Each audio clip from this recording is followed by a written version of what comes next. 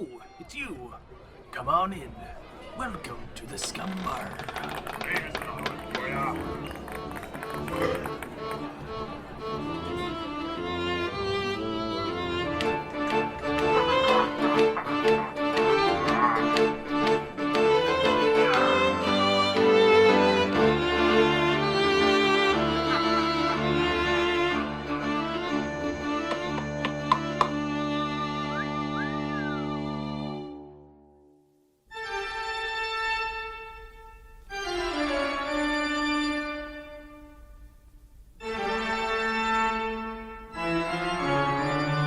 Welcome to the Scumm Bar Podcast, episode 39, where we talk movies, video games, pop culture, books, Halloween, spookiness, and everything in between. I'm your host, Mattbrush from Mattbrush Gaming, and today, with me, is a very, very special haunted soul that has made its way into the studio. It is...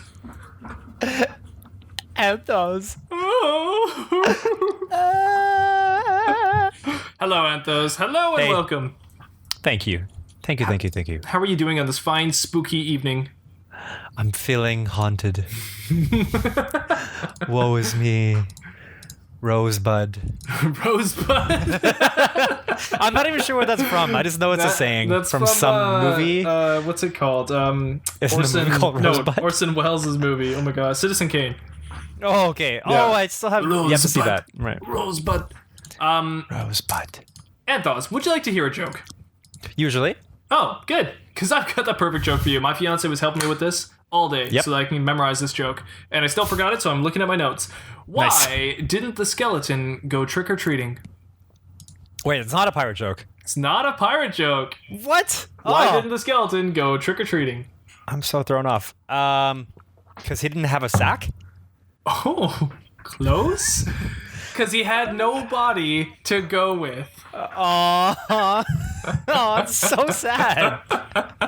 Aw, poor little skeleton. Poor skeleton. It's almost piratey. It's skeletons, and in some cultures, pirates, become Turn into skeletons, skeletons, in the yeah. moonlight. In some cultures, but not all cultures. Not all cultures, especially the ones that don't believe in pirates. That's right. Yeah. Anth0z, let's move on to something I like to call ye old news. Okay. All right, so I don't really have any news, so what's going on? Okay. You tell me some news. Okay, since we're on the topic of like Halloween related stuff, I went to a Halloween party recently. Oh, wow, already. And yeah, well, it was booked early because so it's my friend. He was actually the DJ at our wedding. Oh, yeah. Not yours and my wedding, but mine and my wife's wedding. Well, yours and mine, we didn't get the DJ. Yeah, we just had a banjo player. So for our we had one of my good friends was our DJ, and then he ended up renting this the Richmond Curling Club in Richmond, and Shocking. I think because he booked it on the like kind of late, so he wasn't able to get a date closer to Halloween. But I believe next year he's booked it closer to Halloween. So Okay. this year it was on 3 days ago on the 19th. It was like everybody had to dress up, and so my wife and I, we decided the week leading up to it, that's when we figured out what our costumes would be. So we dressed up as two people from our bridal party. Oh. So like we it's funny because we just like we both kind of already had some clothes that that would be typical of them to wear, and we each just had to go out and like buy one more thing. So we put it on. We were pretty like impressed with what we did. We showed up to the party, and then obviously we just looked like people who dress like we're just casual. And then we had like some people come up to us and just be like, "Are you like what? Are you a?" Somebody asked if we were greasers, like if I was a greaser. I'm like, nope. And then I told them who I was, and she was like, what? They're not gonna get that. I told another friend, and he just like laughed his head off. And then so the thing was like, for everybody that we saw, up until those people came in that we were dressed up as, like we had to explain it. So then those people came in. And it's a couple, by the way. So the guy, he was pretty drunk and he didn't really get it. He wasn't really paying attention. He's like, "Oh, good to see you, man. I'm so happy." And then went off and did his own thing. Nice. Side note, he was dressed as a pharaoh. So he had this like gold cape, and just the whole night he was just like flinging it around and taking up like as much space as possible, being super obnoxious, but he had a good time. And then so his pharaohs girlfriend. As pharaohs do, yes, during Halloween parties. So then his girlfriend and her sisters, they saw my wife, and I wish our listeners could see my face, but basically, so the girl that saw my wife, her face went from like kind of like curious to like wait to like that's familiar to like what? So she went through these like 4 or 5 stages of her face apparently, and because there was a mixture of like, oh hey, those are cool. I wonder what this is. Hey, I think I have that, and I have something like that too. Wait, what? 90s girl. Wait, what? That's me? And so she kind of like, she figured it out on her own, I think. And then her sisters kind of chimed in and they're like, whoa, that's such a good costume. That's so on point. And then I showed up next to her to be like the boyfriend, and they did the same thing. Like, what? Oh my, you two are the best. Like, it was really funny. And then they sent their pictures. They took pictures of us, sent it to their cousins, and they said the exact same thing. Like, it was on point. It's exactly like how they would dress. And so, yeah, like I've never thought to dress like somebody I know, and it just turned out like to be really fun. So glad that we did it. Nice. That's a good idea. It's a really good Halloween idea, actually. Yeah, it was low maintenance. It was pretty cheap. So yeah, good. And I get to keep the costume and wear it again after. So I'm fine with that. I ended up just buying like a denim shirt. Oh, yeah. Actually, I did that once too. I had bought just a few like shirts for some Halloween costume. I can't remember what it was. And then I ended up just keeping the shirts afterwards because they were just nice shirts. So, yeah. So yeah, I can just wear these. Yeah. Yeah. Whereas I can only wear my Legolas costumes like a few times out in public. You can wear that on the daily. You don't have to just wear it on the podcast here with me. You can wear these daily. Oh, no. I could wear it in front of people, and that's fine. It's just I couldn't wash it because it's not one of those like washable type of material. That's all. I'm totally fine with being Legolas on a Monday. I mean, yeah. I mean, Mondays would be better if you were Legolas. I think so. Yeah. Right? Yeah. Anyway, so that's the catch up for me. Cool. Wait, did we do a whole like what's new with you kind of thing? Yeah. Did we? What's new with you? Yeah. I have new internet now. I switched from Shaw to TELUS. To anybody who's not living in Canada, they won't know what that means, but I switched from my internet provider from the one internet provider in Canada to the other internet provider in Canada. So I'm trying that out. It seems to be pretty good right now. Oh, you know what? My fiance and I are now going to Aquafit. So every Saturday we go to the aquatic center and we, do some Aquafit with the elderly people around there. Aw, that's cute. Yeah, it's pretty funny. And we've got like a little group going every Saturday now, so it's gaining traction. It's kind of funny. So the group meaning like you two and a bunch of other old people. Some of her friends from school. Oh, I see. Are all like gaining up. So it's funny. It's like this group of us and then all the old people with us together, and it's really funny. That's cool. Some of them are like way better than we are at it. So. Well, what do you do in Aquafit? Do you do laps or do you dance in the water? No, you get get like an instructor who gets you to do a bunch of different like moves and like workouts and stuff. And you have a floating device, so you go into like a deep water pool, and then you get some kind of floating device wrapped around your waist. And then the instructor will get you to do different moves. One where you're on your back and try to lift up your legs or something. Or another one where you're trying to keep your arms out of the water and kicking with your feet and try to keep yourself up for like 30 seconds. Just things like that. So.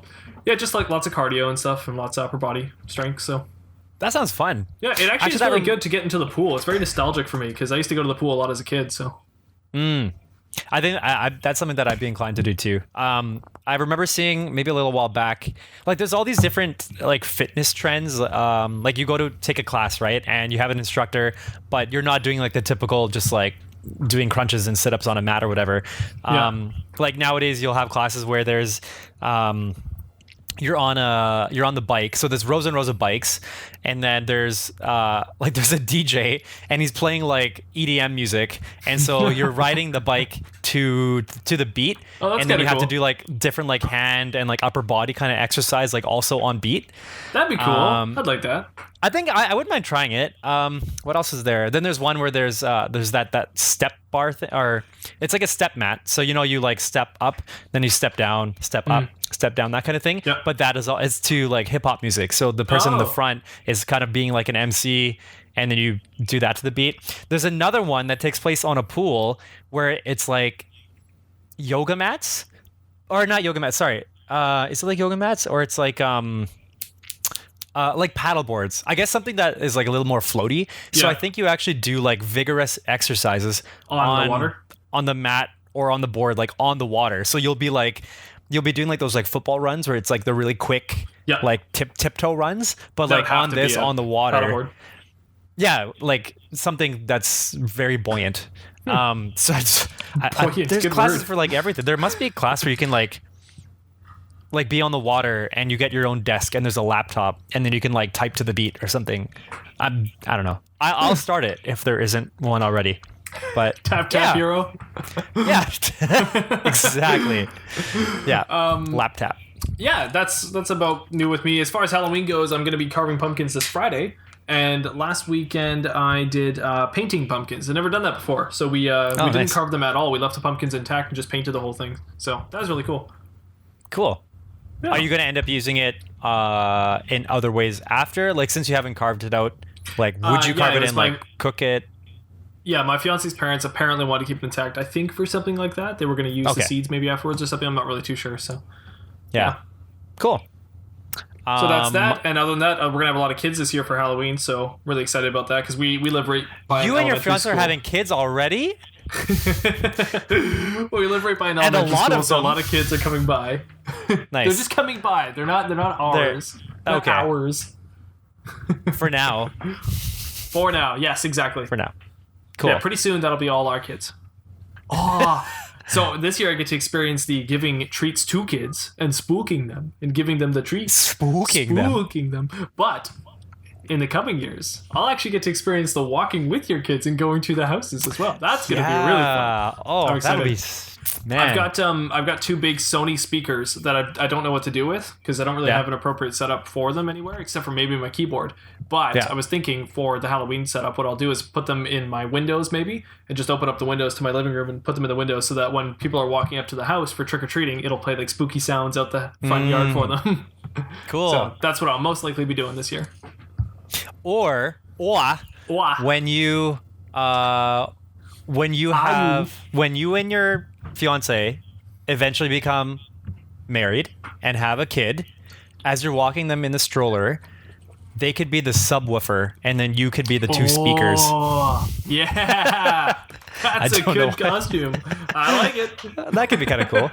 Yeah. All right. Yeah. Let's move into some tangible news. Sure. Looks like today's Do you have episode any? we're going to be talking about some news that's going on, Canadian news and also some movie news. And later on in the episode, we will be talking about Yoker, the egg yolker. All right. So let's get into some news that we can munch on here. So we Okay. have a new Rise of the Skywalker trailer. I think it's the Rise. final trailer. Rise. It is the final trailer. Yes. Finally, the final trailer has arrived. What's your first impressions of this? I really like the music. Yeah, I'm a sucker for like just epic sounding music, no matter like what state is coming from. It's John Williams, right? Yes, should be. Yeah, I think and it's this John is Williams. the one from the trailer is like a kind of like a redone. Yeah. The way I take it is kind of like it actually sounded like a good final reprise of the theme, if that makes sense. Oh yeah. Like if the theme could ever be built up to something more and evolve into something, this sounds like the perfect last time the theme could ever be produced or something. I really liked it. Yes, I agree. Same with The Last Jedi, actually. The Last Jedi had this remixed version of one of the songs. I don't remember which one, but for their trailer in The Last Jedi. And it was really good. And I remember it cutting on beat on the trailer to some of the X-Wings, I think. And they were like grinding on that salt planet thing. And they were like, like going through. And like it cut on... Yeah, and it cut on beat to that with whatever song they were remixing at the time. And I remember like watching that trailer going like, wow, this remixed song is so cool. And it gets you with all the nostalgia and feels. So if this trilogy, this sequel trilogy, whatever you call it, has done anything right, it's just been the music. It's been very good. Very, very good. Off the bat, one of the first thoughts I had was that it just reminded me of the trailer from The Force Awakens, because like they do those up close shots with Finn just like looking off in the distance, and like it doesn't matter like true. whether it's all of it. yeah, just I don't know, I'm not sure why they keep doing that, but at the same time like I kind of don't mind, because I think I talked about this maybe a couple weeks back or a couple episodes back, that like when it comes to trailers, I'm kind of getting, I don't know if I said I was getting tired, but I'm not such a fan of a trailer showing like all the good stuff. Yeah. Because then when I get to the movie and I see it again, it's like, well, okay, I already saw it, and it has less of an impact on me. Right. So at least this way, like for me to just see him standing there, I could just be like, okay, well, he's in it. He's got a different haircut. Cool. Like at least I didn't get spoiled on anything else he's gonna do. Maybe he'll look left this time. I don't know. But I'm maybe they flipped the shot, so yeah, maybe he's actually looking right. Who knows? That's true. Maybe he's got a cut on the back of his head and we can't see it yet. When they pan around in the movie, we'll see it. But yeah. Well, so much like Force Awakens, things. Force Awakens, much like that trailer. You're right. It's a lot like that trailer. But at the same token, when I went into Force Awakens, I had no idea what the movie's going to be about. I really didn't know who was actually the main protagonist or main antagonist, and I didn't know a lot of where the story's going to go. Last Jedi, I can't remember if I knew. I guess I didn't really know much of the plot of that one either. And then this one too, I couldn't really tell you how it's going to end or really what the plot's about. I've heard a lot of random theories about stuff, and I don't really know. But I guess that's one good thing with this trailer. It's not really a Marvel movie where you feel like you know most of the movie before walking in. Yeah, that's true. I didn't want to speculate too much, but I thought about this by the time, I guess it must have been towards the end of the trailer. Spoilers for those who haven't seen the trailer yet, but whatever. It's a trailer. There's no spoilers to trailers. Yeah, exactly. Well, no, I think there are some people who are like really gung-ho about trailers, right? But well, like, whatever. Yeah, I can see your point on that, but they probably won't be watching this video then. That's or listening to this podcast. Yeah. People who like Star Wars will not listen to us. But so at the end we see Rey is confronting. Well, I mean, we don't see Emperor Palpatine, but we see the shot of like from behind Palpatine's throne, looking at Rey standing there. Yeah. But I remember a couple of the scenes interspersed with like the whole montage that in the beginning, like Rey's alone. And then when we finally see, I think it's the first time we see Kylo Ren in the trailer is when it looks like he's marching up to her and like they're about to fight. And then I think it kind of cuts back, and then we do see them fighting. And then there's another part in the trailer where we see them take down something together, like they destroy some sort of like robot or block, something like smashes to pieces by the two of them together. Oh, and then so like we go from thinking like, okay, so they're against each other to now they're working together. And then when we see the scene of Rey confronting Palpatine on his throne, we don't see Kylo Ren, we only see Rey. Oh yeah. So I'm wondering if that meant like, did something happen? Did Kylo Ren die before she was able to confront? Did she kill Palpatine? Ren? Has she gone evil? Yeah, I mean, like we saw the previous trailer. Oh yeah. And the one where I was like, Rey. Yeah, exactly. And the one where I was thinking like, all it tells me is that she has a red lightsaber, and it doesn't tell me whether she's good or bad. And I'm not going to speculate about it because I really don't know.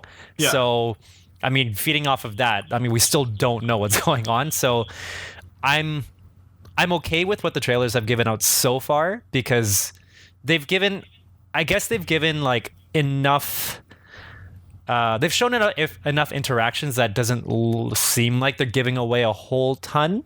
Of like, at least they're not giving away a whole ton of like really, really impactful footage or dialogue. I think most of it was wasn't it just like Finn's narration on top of it, if I remember correctly? I think so, yeah. But well, it's like a few different people, so it was like Finn and her, and then Kylo and Luke probably, and then Luke and Leia, yeah, and Darth Sidious. Oh well, yeah, Sidious too. Yeah. Oh, I keep calling him Palpatine. Well, Sidpatine. Not wrong. Palpitius. Anyway, yeah, that's kind of my take on it so far. Yeah, I don't know. It's hard to speculate on the plot. I really don't know either. If I had to guess, I would say that J.J. Abrams will probably do the same thing he did with the first one. So he'll probably make it so Endor is involved somehow to make it like Return of the Jedi. Return of the Jedi. Thank you. So he'll probably involve Endor because it does look like there's some kind of forest planet.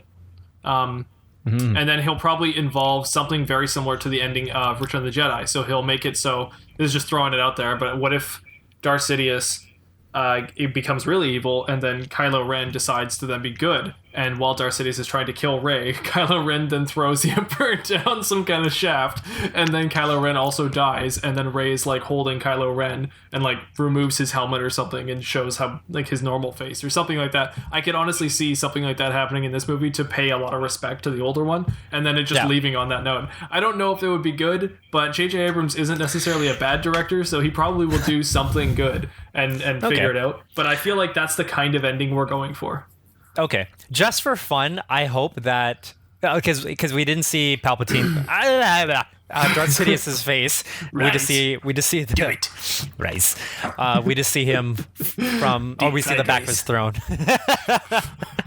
I just really, it would be fun if when we finally see him like in front, that he's wearing Darth Vader's helmet, and he's just got the whole Darth Vader like outfit, because like we don't know what happened to him after he got chucked down that shaft, right?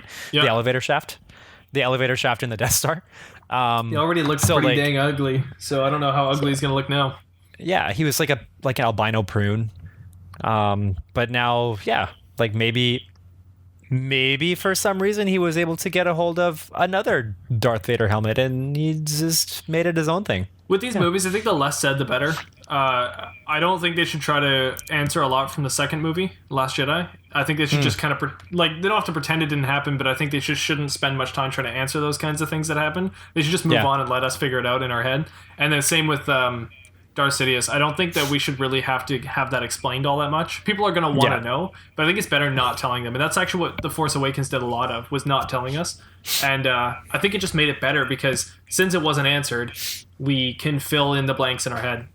And I think that makes a better overall experience. That happens a lot in the original trilogy. We just kind of forget about it. But like a lot of Han Solo's development is done off screen that we don't really see. So a lot of people like Boba Fett, for example, and like we don't really see him, right? So I mean, people are just filling in the blanks in their head. Yeah, I don't know why they like him. I don't. He doesn't do anything.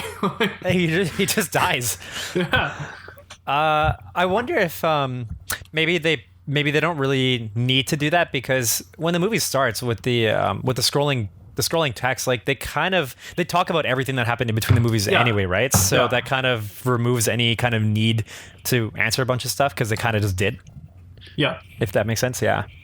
But with this final trailer coming out, I noticed that tickets are available to purchase now. Oh wow! So get your tickets. Cool. I'm actually considering maybe a Vancouver visit for that one. Maybe heading to the big screen to see the big flick of the year.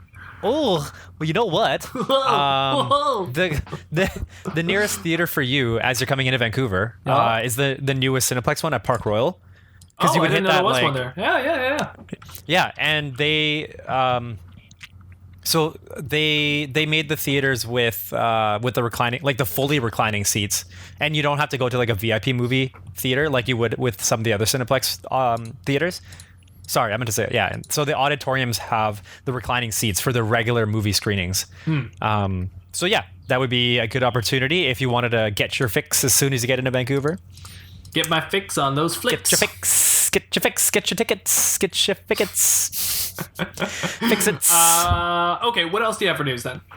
This little thing, and very... That's my waiting for news face. Okay, I was trying to are you a crab? Like Crab Matt? Crab brush. Okay, so Google released their new Pixel Buds, I guess, or they had a commercial for it. I haven't really looked much into it. Typical Anth0z fashion. I see something and I don't look into it, but I'm intrigued by the title. So I watched like a bit of the Google Pixel Buds trailer. The final trailer. The final trailer for the Google Pixel Buds.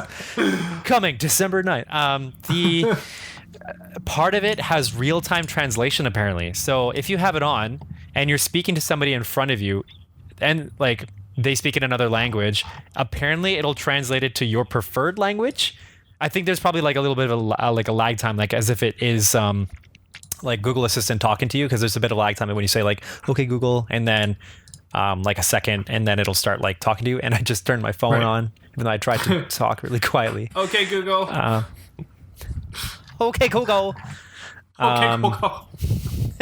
So yeah, I'm interested to see how that turns out because, like, I know that there have been some. I think in Japan there was some sort of technology that they could translate like pretty much in real time too. I don't remember what it is, but that was a couple years back. So I wouldn't be entirely surprised if the Google Pixel Buds actually had pretty decent technology to do that.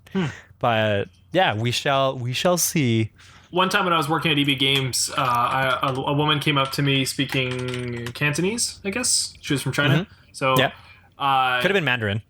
It could have been, but isn't Cantonese the common spoken one, though? In China? No, in mainland China, it's Mandarin. Yeah, I guess if she was visiting from China, then yeah, I guess she probably would have been speaking Mandarin then, hey? Maybe, yeah. She was like... from what I recall, Hong Kong is more predominantly Cantonese speaking, and then mainland China would be Mandarin.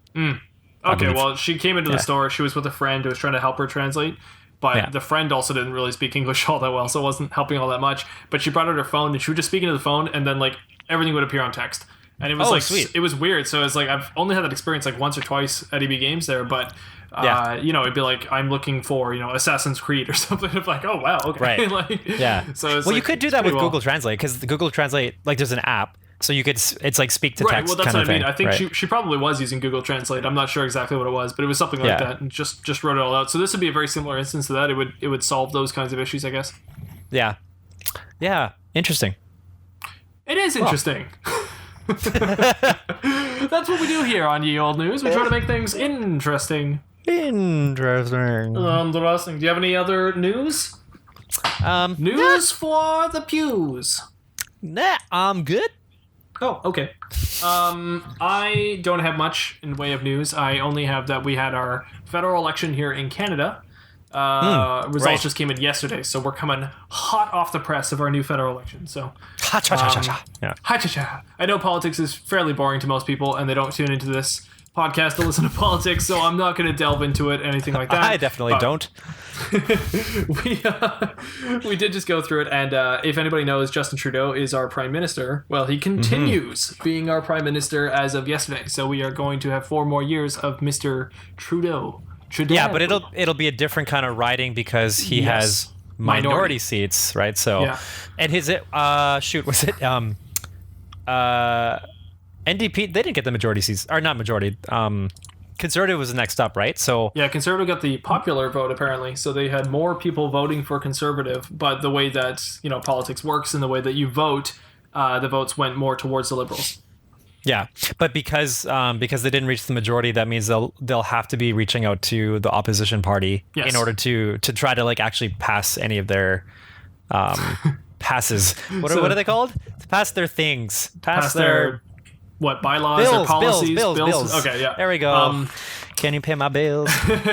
Yeah. So to anybody who doesn't know, the quick history lesson is that Canada is not run by 2 major political parties. Even though there are 2 major political parties, there's actually about 5 political parties that run Canada, and the votes are done between them all. There's just the Conservative and Liberals that do most of the voting, which is much like your Republican and Democrats in America. And then we have 3 other smaller parties that then dictate different kind of aspects about the country. So we have a lot of colors. So it's kind of funny. I was noticing during election time, all the different colors on screen. when you're watching American politics, it's always red versus blue.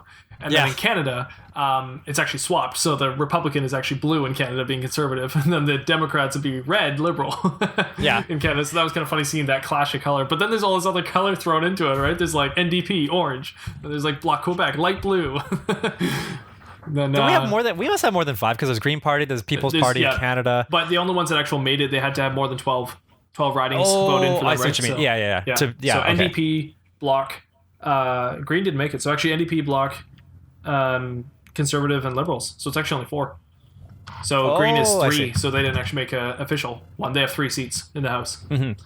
So anyways, so we had color everywhere. So if you don't know what we're talking about, just search up Canadian parties. Political parties, and you'll see what I mean. There's just so many colors on the screen. It makes it really funny when you're watching politics go on. Yeah. And a little bit more confusing, of course, when it comes to voting time, because you don't just have one of 2 choices. Yeah, that's what made it really difficult for me trying to do my research, is that there were too many groups to look into and trying to compare what they're all what it is that they're all proposing to do, and like, anyway. It becomes a whole thing, but yeah. Yeah. Anyways, so if anybody's interested, that's what happened. Moving along in our Halloween special, I'd like to do something really, really nice for us. And we're going to take it to a halfway time where we are going to play a little Halloween quiz. Oh, I thought there was a cat in your room or something. It was like... It's supposed to be spooky. Dying. Okay. Anth0z, we're going to play a little Halloween quiz, and you... Sorry, that was such good timing. That's a dying cat. That was great. You are going to have to answer these questions. So, Okay. Are you ready to let the Halloween quiz begin? Nope. But okay, let's do it. Let's test your skills and see how much you know about Halloween. I can tell you right now, I would have probably got 0 on this test. So. Okay, I'm not try gonna your get best. anything. Here we go. Where does Halloween come from? Is it an ancient festival to celebrate the dead? Is it Father Christmas's birthday? Is it the start of the pumpkin season? Or is it a motorway service station outside Birmingham? Okay. I'm gonna put it up on the screen for you to make it a little perfect, easier. thank you. There you go. Oh, those are really nice pumpkins. They're so sharp looking. Let's go with the start of the pumpkin season. Start of the pumpkin season.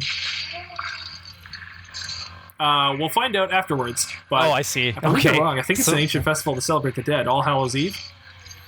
Yeah, I was thinking Hallows Eve, but I had no idea what that. Yeah. Whatever. Who knows? Who knows? Okay. Before people used pumpkins, what were jack-o'-lanterns made out of? Potatoes, turnips, bananas, or onions? Let's go with. Oh man, onions would be terrible. Yeah, onions would suck. Bananas would last like a day. Yeah. Let's go with. I don't know the lifespan of turnips. I'm gonna go with potatoes. I think that's got to be right too, because everyone has potatoes. You know. Well, now, but before we have no idea what their vegetation was like. True. But I think potatoes are just so easy to grow. I'm sure it's potatoes. Anyways, Yeah. we find out the answers at the end of the quiz, so we'll come back through it. All right, pumpkins come in lots of different colors, but which one of these is made up? Blue pumpkins, green pumpkins, white pumpkins, glow-in-the-dark purple pumpkins. That's like oddly specific, so I feel like that's actually a thing. I know glow-in-the-dark purple pumpkins. Which one of these is made up? I'm gonna go with blue. No, but I'm just gonna say glow-in-the-dark purple pumpkins. Okay, maybe the obvious answer is right. Where is Transylvania? Is it in Hungary, Scotland, Romania? Nowhere. It's made up. I really. I might sound like an idiot. I don't know. Romania? I believe it is completely made up. Okay. What do you call a fear of Halloween? Is it samhainophobia, spookyitis, acute boring syndrome, or deadly pumpkin disease? Okay, let's go with samhainophobia. All right, I'm sure that's right. Which of these would be most useful if a werewolf attacked you? A gun with silver bullets in it, a big stick, a cardboard box to hide in, or a 10-second head start to run away? Okay, so if this is real werewolves, a gun with silver bullets in it. Because in real life, that's the answer. Where do werewolves transform themselves? 10 p.m. When? every Tuesday. Oh, sorry. When do werewolves transform They themselves? find the nearest red telephone booth. 10 p.m. every second Tuesday of the month, during lunar eclipses, when there's a full moon, whenever they feel like it. Well, real werewolves when there's a full moon. Only with real werewolves. Victorians were big fans of spooky things, but why did they put bells in their coffins? So they could get into heaven easier, in case they were buried alive by accident and needed to ring for help, so their ghost could call for their supper. It made a nice tinkling noise at the funeral. Aw. Bells in their cup. I'm gonna go with so they could get into heaven easier. Okay. I have no idea. That's a weird one. Okay. What does Dracula transform himself into? A cat? A hat. No. A hat? A bat? Or a rat? A bat. Can you imagine him transforming into a hat? How does that even work? And that's how he sneaks into some people's homes. He just transforms into a hat and goes on. I imagine like the coat rack, and like he just kind of puts his hat right onto the hook. Yeah. And then when he transforms, he's still sitting on the hook. What do mummies smell like? The incense they were buried with, old feet, wet dog, or roast beef? What? I don't know. Okay, the incense they were buried with? I would assume. I don't know. I wanted to say wet dog, but I don't know. What do you call a ghost that moves things around your house? A poltergoose, a poultry ghost, a poltergeist, or a pointy beast? A poltergeist. What are mummies wrapped up in? Linen Toilet cloth. Linen cloth, crepe paper, loo roll, which is toilet Loo paper. Nothing. That's just their pajamas. It's definitely their pajamas. Linen cloth, Linen. I guess. How heavy was the world's largest pumpkin? 900 Whoa. kilograms, 1 ton, twice as heavy as the world's heaviest carrot, or 554 kilos. I'm gonna go with 900 kilos. Interesting. That's quite heavy. Yeah. Which of these ghost stories from around the world is made up? The Manananggal from the Philippines. Manananggal? I don't know how to say that. Manananggal? I have no idea. Manananggal. That's probably right. Pokong from Indonesia. El Cuco from Chile. And Captain Spooky Chops from West Ruslip. Let's go with Captain Spooky Chops. That's probably right. Oh boy. What's the only way to kill a zombie? Feed it cold custard. Feel the cold custard. Cut off its head or destroy its brain. Make it watch old black and white movies until it dies of boredom. It's impossible. Try to make friends with it instead. I really like that cold custard thing. But I'm gonna go with cut off its head and destroy its brain. You're probably right on that one. Now What we'll see. brought Frankenstein's monster to life? Lightning. Dr. Frankenstein did it. Oh, yeah, true. Lightning, thunder, heavy rain, an alarm clock. Lightning. Oh, wait. Yeah, lightning. Lightning. Good job. Thank you. Are pumpkins fruits or vegetables? Oh, shoot. Fruit, vegetable, both, neither. I'm going to go with fruit. Do. Which famous prince was Dracula based on? Prince Charles, Vlad the Impaler, Prince Charming, Beast from Beauty and the Beast. What? Oh my god. I have no... Wait, was Vlad... I have no idea about Vlad the Impaler in terms of history. I thought he was made up, and I probably sound like an idiot, but let's just go with Vlad the Impaler anyway. I'll tell you right now, it is Vlad the Impaler. You are correct. Oh, okay, good. What fruit would you go bobbing for at Halloween? Pineapples, apples, plums, grapefruit. That would be hard to bob for grapefruit. Well, it wouldn't. It would be peeled, obviously. Oh, okay. But the pineapples wouldn't be because you want that grip. I think pineapples would actually be kind of easy because you'd be able to grab the leaves and pull the whole thing up from the leaf. Yeah, exactly. Plums would be really... Actually, plums kind of grippy. Because they get like... You know, they'll soak it up and then the skin kind of turns like rubbery. Yeah. Yeah. Okay, apples. All right. Apples, Trebek. Which of these Halloween movies is made up? Ghostbusters, Hotel Transylvania, Monsters, Inc., or Pumpkin Apocalypse 6? Definitely Monsters, Inc., but I'm going to go with Pumpkin Apocalypse 6. Ooh, going out on a limb. You got 17 out of that's 20. not bad. Not Wow. bad at all. You're a Halloween expert, in fact. Let's see what we got wrong. Okay, so going back through these, we'll go all the way back to the For beginning. like the first 3 questions. So the very first one. Yeah. Yep. You said the start of the pumpkin season. It is an ancient festival to celebrate the dead. That's where Halloween comes Okay. from. Okay. Second Fair. one. Oh, turnips are what people what used is to carve turnips? jack-o'-lanterns out of. Darn. I honestly thought it was potatoes. I guess the shape like of these ones specifically look more like the pumpkins, That's just true. on a smaller scale. Turnips. Okay. Let's see. You did pretty good. Oh, Victorians. Oh, wow. They put the bell in their coffin in case they were buried alive by accident and needed to ring for help. Wow. Yeah.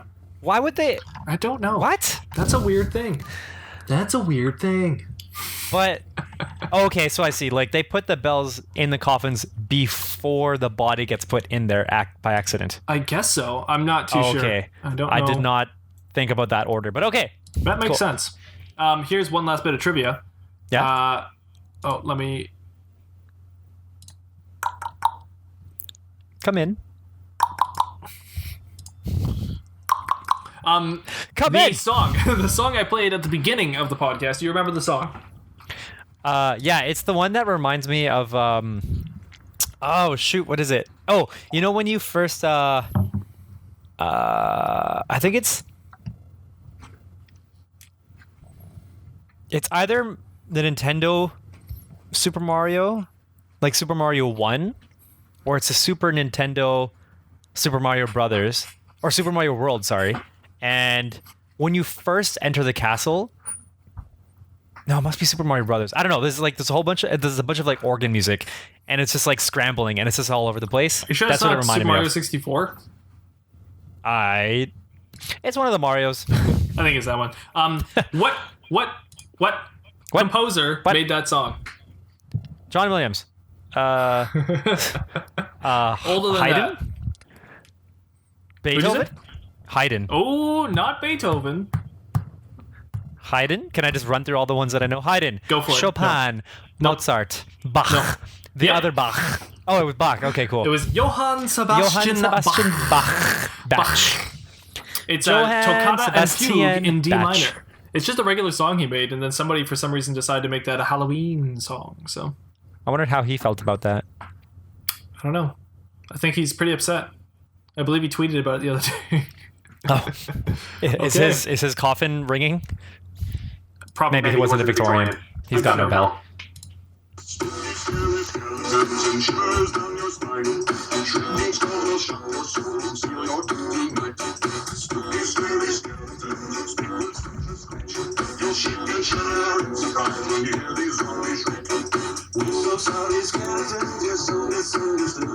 Okay, and with that, we are moving on to the next segment, which is our next topic here. We're going to talk about a yoker, the biggest yoker of them all. The biggest yoker. I just bought a dozen yokers about a week ago. Yeah. Wow. We, my fiance and I, we bought quite a few yokers in the past at Costco. And then, you know what, we just haven't had to buy any yokers for a while. So we've been pretty good. Well, yeah, that's good. Like, if you can do anything to save yourself some trip, yeah, I would do it. Buy more yokers. Yep. Yoker trip. So we're talking about the specific yoker, though, at the theater. The one that you have to go and sit at the flicks to go watch. Ah. So what I want to do today is kind of go through thoughts and opinions on the movie. Just not to be a full review or anything like that, but I just felt it would be nice to have a topic on Joker and actually talk about it. You saw it like immediately. It took me a little bit longer to go see it. I finally saw it now, and I'm ready to talk about it. Now, you wanted me to see this movie like immediately because I believe you had some stuff you wanted to say about it. Yeah, but now it's been so long I kind of forget it all, so we might have to start with you. I can get that ball rolling if you'd like. Sorry? I'll get the ball rolling? I Sure. can get the ball rolling. Well, at least I can say, like, overall, I really liked it. Okay.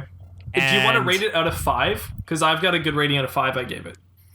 Ooh, out of 5? Yeah. Can I do, like, 4.6? You can do whatever you want. Okay, let's do 4.6. And I'm not really sure what will cover the rest, 0.4, but Give yeah, me 4.6. 3 good things about it and then 3 bad things about it. Okay, let's see. Oh man, I said so much to my wife. Like as soon as the movie came out, I'm like, these are all the reasons why I like it, and now I forget them all. Okay, if you want, I can go into mine, and that might help you find yours. Sure. Yes. Oh. Ooh. Okay, well, one thing I did really like, was how they presented getting. Sorry. I'm looking at everything but you because I'm watching the movie everywhere in my room, and I'm trying to remember the scenes. But what I remember about how they presented getting into the mind of Joker, that I really liked. Right. Like for me, his character to me was still quite different from what I'm used to from the comics. Right. And even still, like any of the other iterations we've seen from movies, I guess is just the past 2.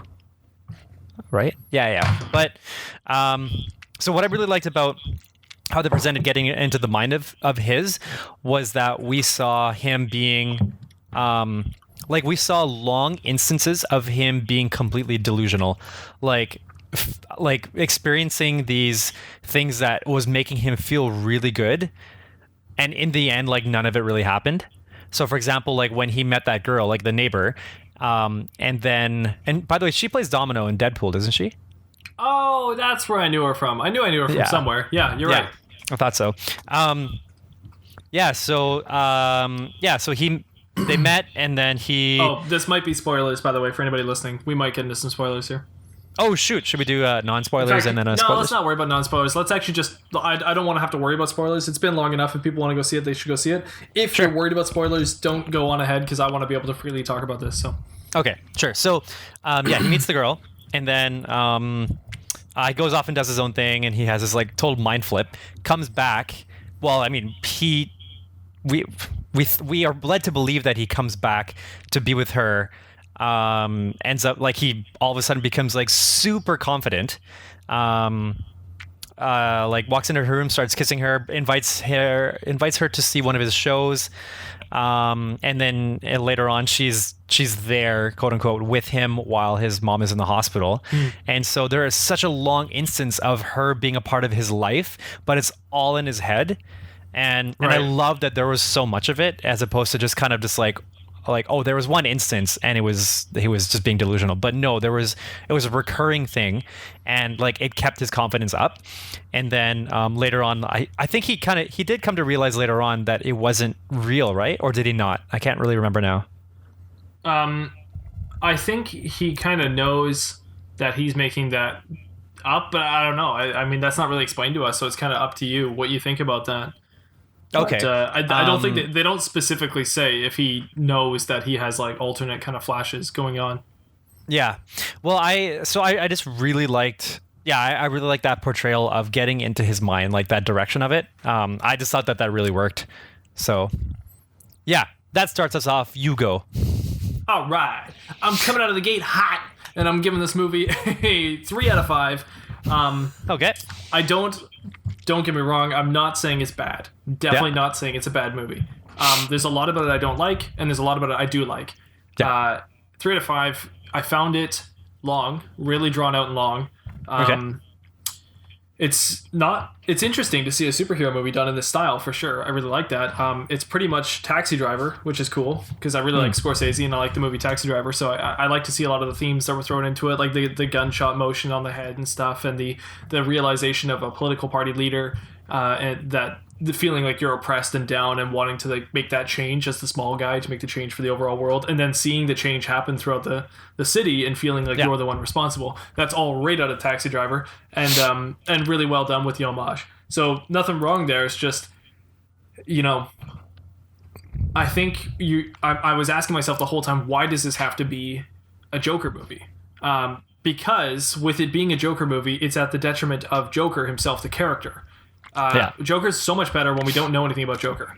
And I feel like this whole movie just keeps pummeling Joker down so that we've got such a bad idea of who Joker is to, let's say, if this was a Joker to then go and fight Batman, it wouldn't make any sense at all. So I don't like what they've portrayed here. So it's a really interesting character study movie. It's great, but it did not need to be a Joker movie, in my opinion. It could have just been Joaquin Phoenix playing this mentally disturbed person and going through a really interesting... what's that one? Something Island-like movie. Shutter Island? Shutter Island, yes. It could have been a very interesting Shutter Island-like movie with Joaquin Phoenix in a like a 70s gritty New York. And it could have been pretty much the exact same movie and been fine. Throwing in the DC Universe stuff into it, which they didn't do much. Good on them for not trying to throw so much at us with DC stuff. Throwing it all in, I think, is at the detriment of the DC characters. Like, we don't need to see a young Bruce Wayne. We don't need to see Bruce Wayne's family in this that much. It's interesting, but we don't need to see it. Mm-hmm. So, okay, I give it a 3 out of 5 because the acting was incredible. Joaquin Phoenix was really good. Some of the lines, I think, were actually really bad, but we didn't notice because Joaquin Phoenix is so good at delivering them. That I honestly think if we saw other actors doing this movie would have flopped. Like, it would have done so poorly, and we would have realized how terrible the script could have been in some moments. It's just that Joaquin Phoenix, I think, is so good at delivering these things that, like, Like, the lines were so childish, and sometimes I was thinking, like, oh, that's just because of his mentality, you know? But then I was like, no, they're trying to portray an emotion here. So the scriptwriter actually had to write this. It's like, but Joaquin Phoenix is so good that, like, it's believable. So I was like, okay. So yeah, acting gives it pretty much the 3 out of the 5 is because of Joaquin Phoenix. Like, he sold it for me. He sold what I think was a bad movie. He sold it to me, and I can watch it. One thing though, I would never watch it again. I don't need to. There's no reason to watch it again, in my opinion. I don't know why I would need to watch that movie again. There's nothing. It doesn't build to anything, and it just is its own movie. But it's not like I'm gonna be like, what do you want to watch tonight? I'm gonna watch Joker. Like, I don't really have any reason to. Right. Okay. So I definitely agree. Like, Joaquin Phoenix. I'm walking on sunshine. I'm Christopher Walken. I'm walking Phoenix. He did a great job just like representing a character. I guess whether or not it was Joker per se, because you were saying like it didn't have to be Joker, it could have been any kind of character. But so representing like him being this character that is going through this kind of like, I'd almost call it like anti-development, if that makes sense. Because if anything, like he's technically he's growing more into the Joker, like this like the Joker role, the persona. But I mean, that's kind of like backwards in terms of like positive progression, right? So anti-development. I like that term. That's a good term. Well, I guess it's kind of like it's an anti. Well, it's not. He's not an anti-hero. Anyway, but yeah, he did a really, really good job of that. Yeah. And I remember another thing I really liked, and this is more in terms of the storytelling, that they really played off the whole like sad clown, satire, comedy portion really well. At least I thought so, because like right from the beginning, we see him, he's just like spinning the sign, and then they like those kids like steal his sign. I love that very first the very first long shot of the alley when the kids run down, and he kind of skids on the ground, and his body's almost like completely flat on the ground, as if he is like a cartoon kind of clown. I'm like, how did you do that? And he got back up, kept running. The kids like slapped him or like hit him with the sign, kicked him around. Physical acting in this is really well done, and you, as somebody who understands the whole physical acting realm, I'm sure there was a lot in this movie that you just noticed that went way over my head. But yeah, I didn't even think about that, but that's really maybe cool. But one of the first moments here that I really liked was then after the kids were running away. So the Joker, he's kind of rolling over, and you know how clowns have that like flower on the lapel and it squirts water, whatever. And so as he rolls over, the flower kind of like leaks. And it's kind of like it's like a very sad thing, but it's almost supposed, like, if it wasn't the Joker, if this wasn't like an anti-hero or like super villain kind of movie, that would be a very comedic thing. Like, this guy gets beat up and then like the flower just like squirts a little bit. But this one was like, it was very sad. So it was, what I liked was there was that really nice mixture of it's sad but funny. Right. And then I can't remember, there was another thing that happened soon after that. I feel like it was with his mom. I can't remember exactly what it was. But then later on, one thing that was really noticeable was when he was just outside of the hospital when his mom was admitted, and the two cops came up to him, talking to him, and then he wanted to leave. He went into the hospital, but before he goes in, he runs into the glass door. The door, yeah. And it's like, that's also supposed to be one of those like big laugh comedy moments, but it's super sad. Yeah, you just feel like bad for him. It's exactly, you feel really bad for him, but they're taking these really funny moments, like at least I would take them as very comedic moments, and they're spinning it to be sad. And I really liked how they used that to get you onto like kind of feeling more of the Joker's pain. It's a relatable technique. It's like, if you ever want to make your audience relate to a character, the very first thing you do is have that character trip on something as they walk into a room or something, right? The audience will immediately react to that and be like, I know that. I've been there before. I know that feeling. And they'll relate to that person. It's the easiest way to get an audience to relate to somebody. So physical humor is such a good way to get the audience to laugh, because they're laughing at themselves in a certain way. Yeah. So that's totally that. You're right. I actually didn't even think about that with the physical humor side. And now that I'm thinking about it, Charlie Chaplin was also in this movie as like the the clown on the movie, right? So I mean, that's actually I guess also the influence behind that. But I never thought about that. But yeah. Yeah. I'm sure I know that I had like 3 main things that I really liked about the movie, but maybe I'll remember the rest later. But yeah, that was something that I think nowadays when I enjoy movies, it's not so much because like the character or it's not so much about just like the one character being done well, but it's just the whole storytelling concept. Right. Or the concept of storytelling, I should say, and that like if they use the right key elements and it provides the necessary flow and the necessary connections you need, then that's what I really enjoy. So I think that's why I rated this movie so high, was because for me, I really got out of it what like I got these connections that I really enjoyed. So that's it. But yeah, you go. So there's a lot I could say about this movie that has nothing to do with the whole Batman universe, and like a lot of great things, like small things I'll just mention real quick.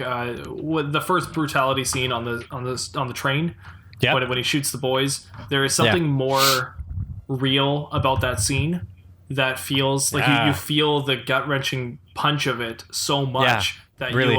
You feel for him, of course, but you also feel for the boys that just died, and it just feels way more real than normal. So that was well done. As far as the movie goes, it was just really, really well done. It felt like a really grounded in reality kind of scene. But I'll use that as a pivoting point to then talk about the fact that this is a DC movie. So it's like connected with the DC universe.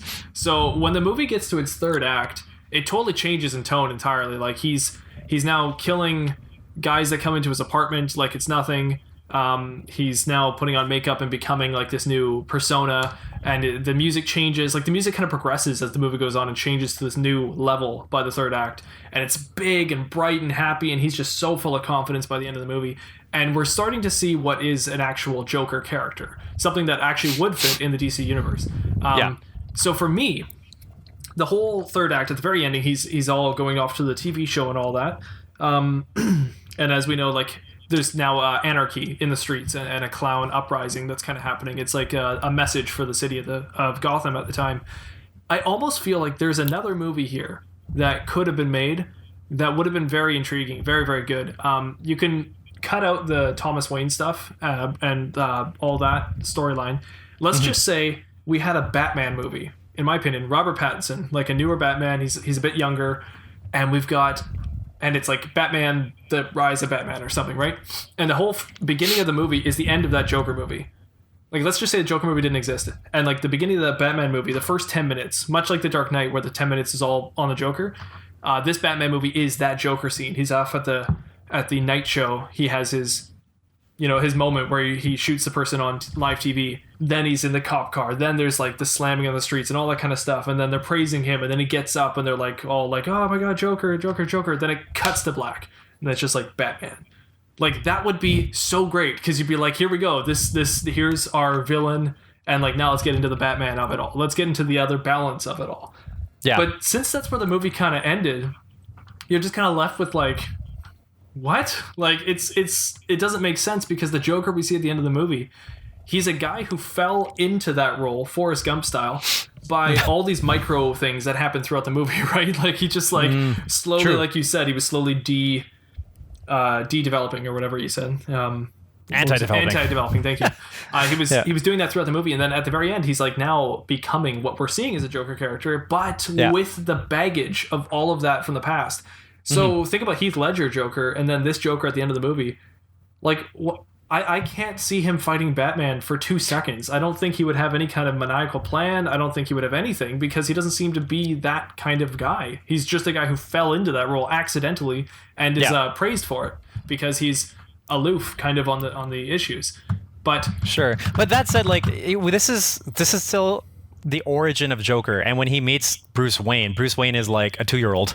Like he's really young, and technically there's still this huge gap before Bruce Wayne becomes Batman. Therefore, Joker has a lot of more time to be like kind of the Joker we see. But did you see any kind of proof of his intelligence to the point where he'd be able to plan anything?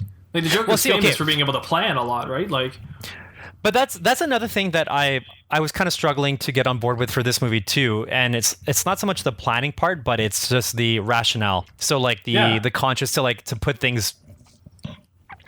I guess like the rationale to put emotional. certain things like into to have a reason to put certain things in motion, like like the Joker. The Heath Ledger Joker was about like causing anarchy, right? Yes, exactly. And we did exactly. see anarchy, but it was organized chaos. It was organized chaos, and it wasn't necessarily a planned orchestration by the Joaquin Phoenix Joker. It just happened as a result of, right? Exactly. But one thing that I'm still a little bit unsure about how I feel is that, despite the fact that we did get to see. Like in the brain of the Joker, what I'm not sure about is how much rationale we get to see, and you brought it up how like when he was in his apartment and he killed the guy who gave him the gun, but he didn't kill the little person. Yeah. And so for me, that's like, oh, that's strange. Like that means he's thinking rationally in a way about this. He's like only killing people that have done evil to him. Something. Yeah, exactly. Yeah. That's why he killed Robert De Niro in the end. And so like because of those two, I'm thinking like, oh, I don't know if I like this Joker having this kind of rationale, because that's completely different from the Joker that we're used to. And then in that sense, it wouldn't connect with the Christian Bale Batman, for example, like that DC series. And this was the most like Christopher Nolan-esque Batman we've seen in a while, like, or Gotham, I should say, I guess, right? Like it would fit in the Christopher Nolan universe really easily. It would. But the what I did like about the ending, actually I kind of just realized this now, but when he killed Robert De Niro, like he just sat there. And I think maybe did he dance a little bit in front of the camera too? Or like he just stuck around. He didn't run away, right? Yeah, I think he did a little dance, yeah. Yeah, but the thing is like, I like that he didn't run away, because to me that kind of that is like a Joker trait for me, that he's not trying to like do this and just like get away with it, but he's just doing it and is like, this is me. And then like the cops eventually just like take him, and then he gets into like the car accident, and then like the other clowns kind of free him out. So I really like that he didn't exude that kind of like supervillain needs to get away at the end of his final act kind of thing, but it was just like, I'm just being me, and I'm here doing it, and that's it, and that's all there is to it. So there was like a very kind of like simplicity to it that I really liked about, at least specifically about that scene anyway. Yeah. Right. Well, yeah, I mean, again, the character is likable because of how much he seems to not care. And it makes it kind of funny for those moments of how he's just kind of seems to be doing those things in the moment. It's a very unique character we've never seen before. That's why it's so striking on screen. Yeah. But to me, it doesn't necessarily make sense that it is the Joker. When I think about like Lego Batman and like the Joker in that movie, it's like, that's more the Joker I think that we're used to seeing, really. And I like that Joker, and I don't mind the Christopher or the Heath Ledger Joker either. I think that's also a really good Joker. In fact, probably the best one we've seen. But it's just this one. It's again, it's a good acting role. It's a good character study. It doesn't necessarily work as a superhero villain. And I think they would have to do a lot of fixing if they did a Robert Pattinson Batman and tried to throw him into it. There would be some rewrites right from the beginning. And they would have to make it so he's more methodical, like you said. He's had time to train and plan, and there's way more to the character that we don't know, right? Like the Joker has like this whole Rocky montage, right? Runs up the Gotham Asylum like the staircase. Actually, he's got He's got that staircase. He's got his own staircase, right? He instead of going up it, he goes down it. Actually, hey, that's kind of a cool like, I don't know, comparison that he goes down the stairs. His anti-development is portrayed similarly to him coming down the stair. Like the further down he goes, the more excited and the more like loose he's becoming, the more like mentally unstable, I guess, in a way he's becoming. And that's actually, I never realized, but that's contrast to the beginning of the movie where he has to walk up those stairs so much. I never really thought about that. Like, like when he gets home? In the movie, he's going down the stairs and he's Joker and he's so happy. But if you think about it, at the beginning of the movie, they keep showing these shots where he's trying to go up the stairs and it's like a struggle for him. It's an annoying thing. So that's already, I guess, just that imagery that they contrast to show you that now he's like loosening up and going down the wrong way or something. So it's that's interesting. kind of cool. I never thought about You that. know, I'm also wondering too. I know I mentioned this a little while back, but for DC Rebirth, like the comic series, I still haven't caught up to it. But I remember that there was the idea that there could be 3 Jokers, and I don't know how that played out. But I wonder if that could even affect what we're seeing in the movies now, because like technically we see the Jared Leto Joker and Joaquin Phoenix's Joker in a very close amount of time, I would assume. Right. Like, so you're saying they could be the same universe? Well, I mean, I don't see why it couldn't be necessarily. Like, we haven't really seen a lot of connection to other characters in that sense. Nothing that I don't think doesn't make sense anyway. But because of that, if they could still play around with the idea that there are 3 Jokers, or at least there could be like a Joker, and then there could be 2 kind of like copycat-ish kind of characters. Like who's to say? Like they can do whatever they want when they make these movies. Be interesting though. Yeah. The last thing I want to talk about with the Joker is, and to leave it on a Halloween kind of note, when before going into the theater, I was told that they're going to be searching bags for any kind of weapons or anything, and they're just to be safe, because water squirting flowers. Exactly. You never know what's in those flowers. Yep. If you see a clown, you run. No, I guess in The Dark Knight there was like a shooting that happened in the theater. Oh, that's right. Yeah, big one. And people thought that the guy was dressed up as Joker, and so they kind of took it as in like the movie is inspiring this. And then it turned out after a while that was actually a cop who had just kind of thought maybe the kid was dressed up as Joker because he had his hair dyed red. But the kid apparently had his hair dyed red because like his best friend had dyed his hair blue or something. So it just happened to be a weird thing he had done. And then he only chose The Dark Knight because it was popular at the time, so it had a lot of people in it. So it was kind of blown out of proportion. But then because of that, there was this Joker movie, right? So then people were a little bit like, oh no, what if there's a shooter? So they were checking bags. So going into the movie, I already kind of had that on my mind, right? And then I'm watching the movie, and I was like, wow. And then here's such a movie that's just like, it's so aloof with violence. And I'm not trying to be one of those alarmists saying like, oh, here's movies getting worse and worse, and we're gonna make killers out of us all, because I really don't think so. I lived a whole life of violent video games, so I don't really think it does. But it just brought up a lot of psychological things in this movie that were freaky, to the point where I was like, this is scarier watching this movie than it is most horror movies for me. This was the actual version of a scary movie. That subway scene where he's just shooting people at random, it was like, whoa, that's creepy. Like right there was creepy, because you don't know what he's gonna do. He's just a guy who can't really think rationally. So if you were on that subway, like that one woman who was there just ran. Well, I mean, God, imagine if you were that person. Like it's just a freaky thing. So it felt so real to me that was actually a scarier movie than I thought it was gonna be. And like the scary that I like, it wasn't jumpy scary, it was like psychologically scary, that afterwards I had to think about it quite a lot. So yeah, I agree. I recall like the last guy that he shot, like he was walking, following him down like the middle aisle area, like for a long time before he actually shot him. And they built that tension and suspense. There was so much tension. I really like that scene, but now I might be overthinking it, but like maybe that was meant to show like there's still something happening in his head that he's trying to work out before he pulls this like last trigger. Because I guess like even though he killed the first 2 guys, maybe doing this last one is like, okay, you do this, like this is it, like this is your last chance to like pull away. I don't know, but something about that scene was it kind of really gripped me. Yeah. And the finale as well, when he's on the talk show host. I don't know about you, but I had no idea what he was going to do. And I was expecting just him to kill himself. I was actually just expecting him to commit suicide on screen.